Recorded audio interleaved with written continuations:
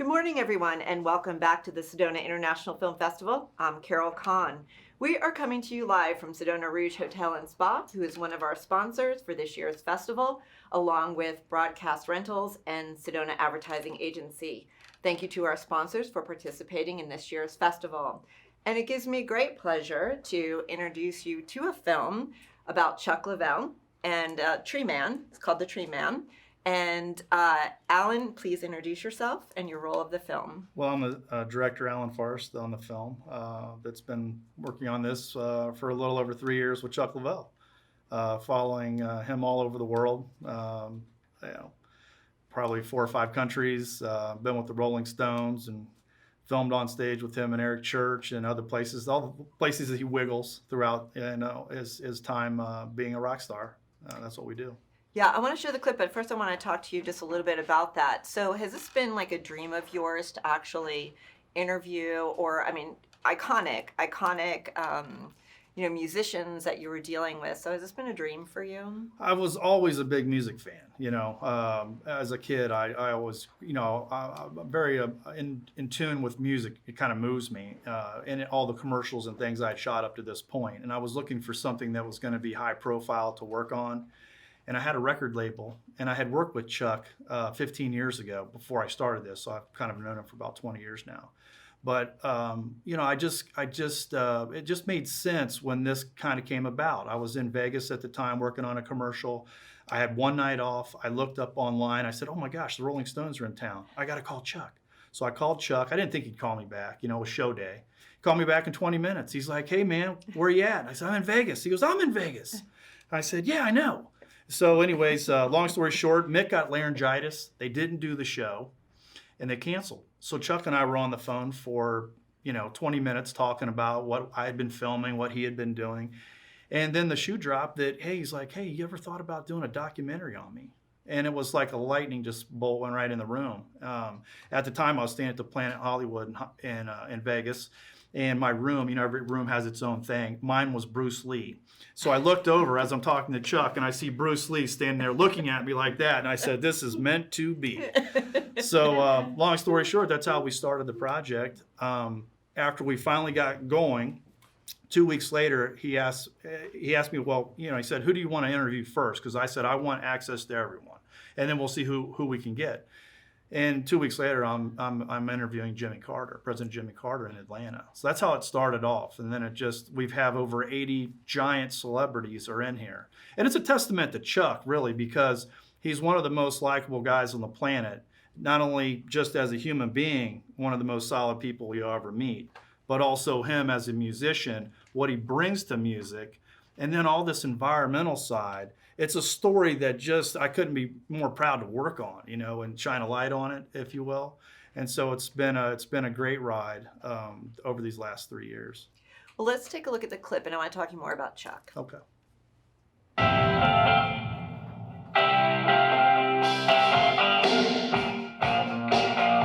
Chuck Leavell is one of the finest, most daring, classiest, brilliant, most colorful architects of the piano and other keyboards in the last 40 years.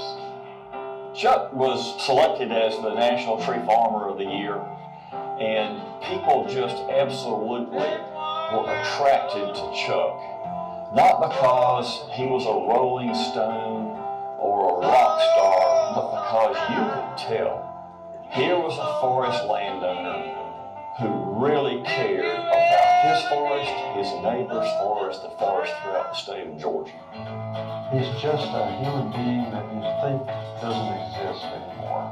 One of the most soulful white musicians I ever came across. Sitting in with the band right over there, Chuck Leavell, ladies and gentlemen. For me, it's really a love story.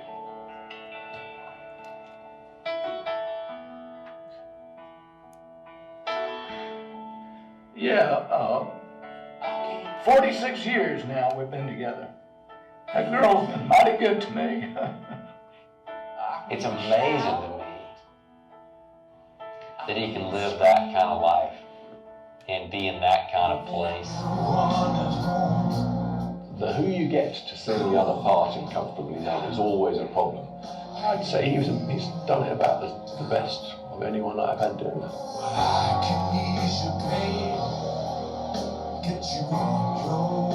The man's a gentleman. The man's a real man. You know, and I don't think I could say anything better about any guy in the world.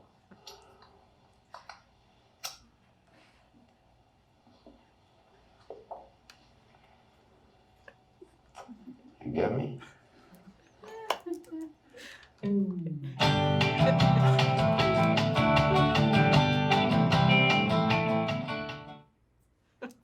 That's wonderful. That kind of sums it up, doesn't it? It does. Yeah. It does. It's really great. Coming out of this and doing this particular film, what was your biggest takeaway?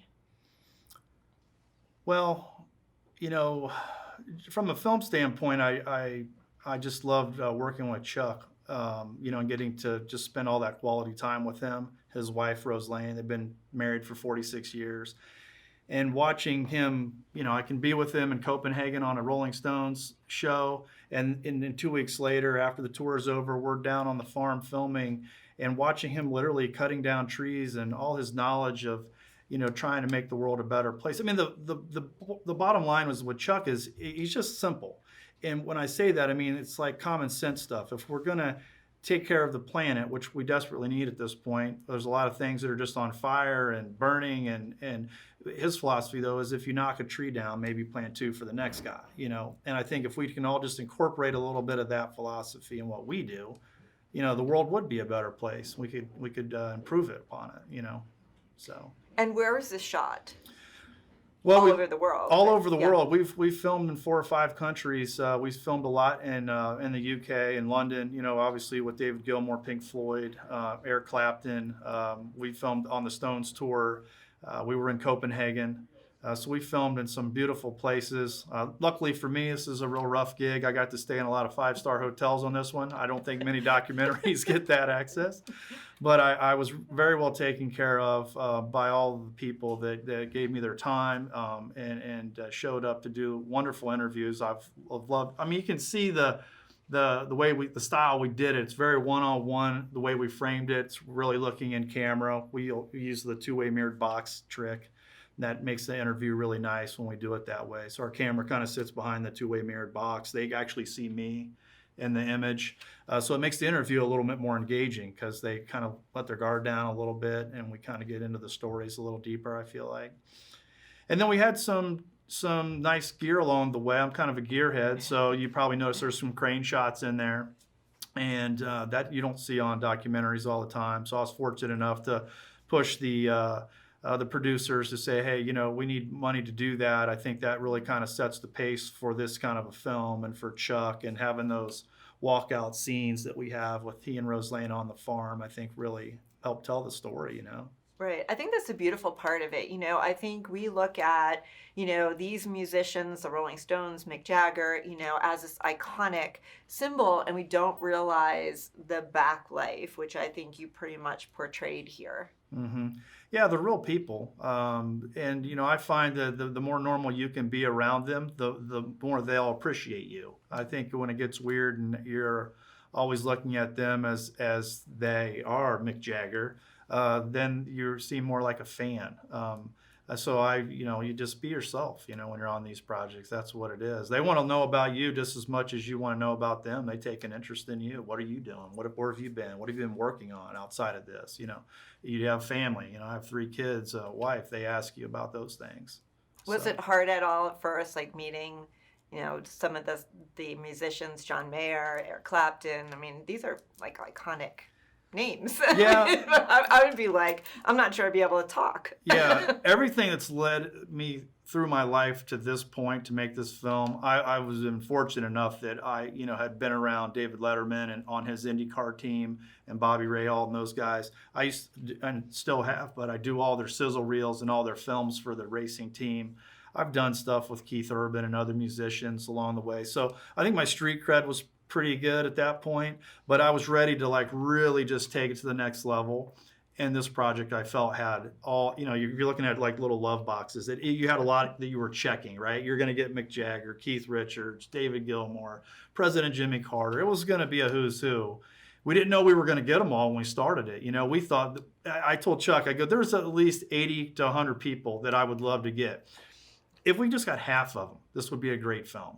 And we literally got them all. I mean, we literally had almost everyone made time for Chuck and made time for me to show up and film them in good spots, you know, too. You know, Billy Bob Thornton had me on the set of Goliath to do his interview, you know. And then he called me a couple months later. And next thing I know, I'm sitting on his bus because he has a band called the Box Masters. And next thing I know, I'm on their bus for the whole day hanging out with Billy Bob. And you know, it's just fun to wiggle sometimes, you know, see where where the story is going to take you as a director, you know. Well, and this is a whole story in itself, just a whole backstory, I'm sure. Mm-hmm. Yeah, for sure. You know, it's exciting to come out to Sedona and be here for the film festival. This is actually my first film festival. I've done a lot of commercials and high-profile stuff for other clients, but I've never actually been to a film festival. So it's a nice experience. Wonderful people so far. We checked out a film last night, and then, you know, we'll have our first showing today. So interesting to see what kind of reactions we'll get. You know, it's off the real film. It's 96 minutes, so we'll see what happens. Yeah, I think our audience is going to surprise you. So when's your film going to be shown today? Today's at 4 o'clock over at Harkins, and then there's another one on Friday, but I know Friday's already sold out. So if we can get people to today's show, it would be great. I think there's still a few tickets left. So fill it up, and love to meet people that are here and, you know, have them watch the film. Awesome. And how can people find out about your film?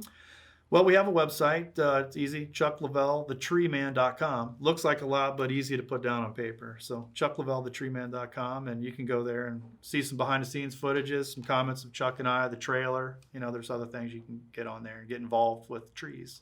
Awesome. Well, thank you. Thank you, Allan, for bringing this film to our film festival. All right. Thanks, Carol. Yes, and be sure to go out and see the film. It's wonderful, and I know that you'll enjoy it.